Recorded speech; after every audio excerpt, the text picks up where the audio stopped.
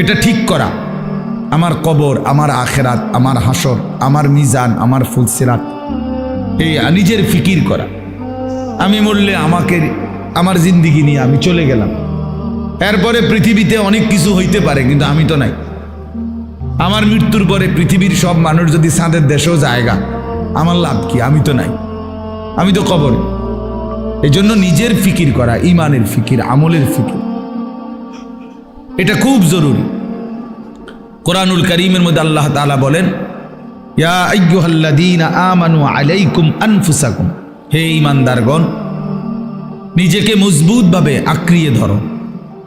আলাইকুম আনফুসাকুম অর্থ হলো নিজেকে সাজিয়ে তোলো, নিজেকে গড়ে তোলো আখিরাতের আলোকে, ঈমান ইসলামের আলোকে।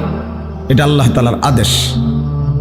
কোরআন শরীফে আল্লাহ বলেন, ওয়া'মুর আহলাকা বিস-সালাতি ওয়াসতাবির আলাইহা, তুমি তোমার পরিবারের সদস্যদেরকে নামাজের আদেশ করো এবং নিজে নামাজের উপরে অত্যন্ত মজবুত দৃঢ় থাকো। অর্থাৎ কোনো অবস্থাতে নিজের এক ওয়াক্ত নামাজও ছেড়ো না।